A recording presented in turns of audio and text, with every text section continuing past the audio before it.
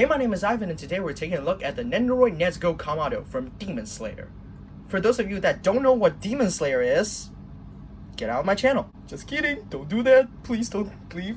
For those of you that don't know what Kimetsu no Yaiba is, it's a very popular hit manga / anime series in Japan, which, in the midst of this global pandemic, I just now finished the anime version of this, and it was pretty good.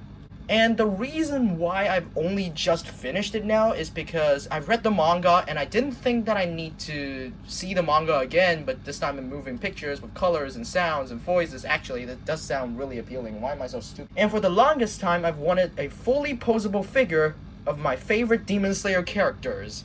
And this is probably the closest thing. But putting childhood expectations and long-winded explanations aside, how does this actual figure stand up?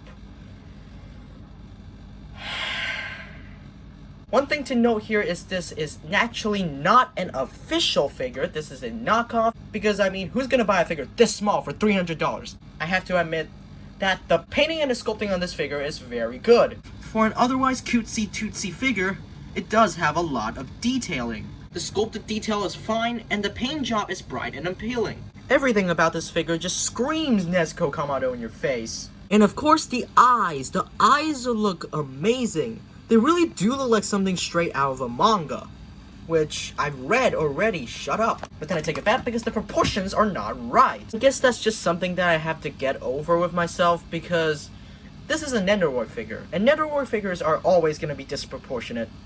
And as much as I don't want to say this, this is one of the only posable Demon Slayer figures.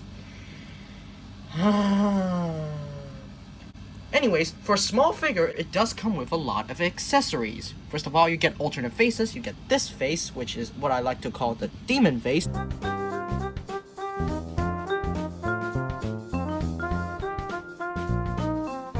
But no, that is absolutely terrifying. Put the face on, just put the face on.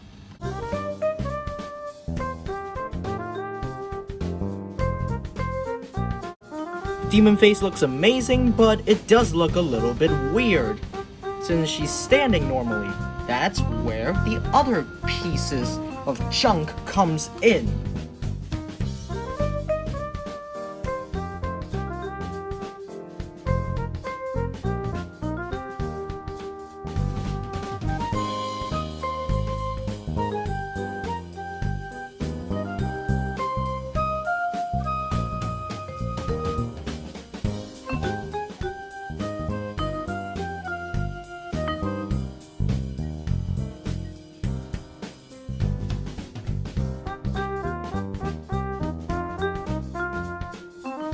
And there you have what I call the battle stance. The battle stance looks neat, but is it really worth all the garbage that I just went through? But at the end of the day, I have to get over myself. These figures are going to be hard to handle. That's why I do not look forward to Tanjiro. You also get this leg piece, which you can also just rip. Which you can swap by just ripping out her legs. And then putting this on. And there you have the kicking pose, which can recreate that famous scene where she kicks off the temple demon's head, or that scene where she plays soccer. Even more accessories, you do get this included box, which looks a little bit too big compared to what is actually like in the show or the manga. And to accommodate the box, you do get this kneeling piece. Just pull out her waist again, and put this in. So you can recreate how Nezuko comes out of the box, but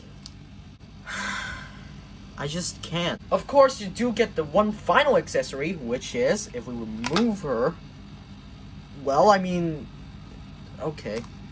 You do get the stand, which, in order to use it, you actually have to pop off her head, and then tap this into her back. There's a hole on her back. And there we go. Now you have the stand. She cannot stand without her stand. And now the part everyone was eagerly awaiting, the Poseability. The Poseability makes me want to commit genocide. Swivel the head, move up that far, and look down that far. Rotation of the shoulder, which sounds like it's having a seizure. When I said I wanted to commit genocide, this is why. Get a wrist swivel that also sounds like it's having a seizure. Swivel at the waist, which...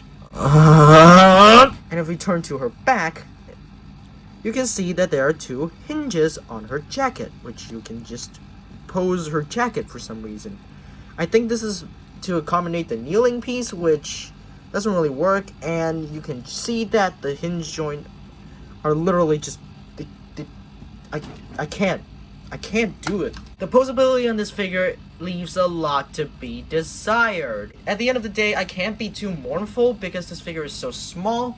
For size comparisons, here she is with Soto Mask Rider Decade, Figure Art Standard Kamen Rider Joker, SH Figure Arts Ultraman Orb, my previous review, the Transformers Masterpiece MP10 Optimus Prime, and probably gonna be my next review, the Transformers Masterpiece MP36 Megatron. But overall, this figure is not bad. It visually looks stunning, but it's just no fun to handle. Which is a problem to me, because for me, if a figure is no fun to handle, I don't like it. But that's just my own personal problem, which I probably need to get over with, because people are gonna kill me. But I really do hope maybe one day SH Figure Arts or Figma are gonna release some Demon Slayer characters that are fully posable, and probably gonna be at the $700 range.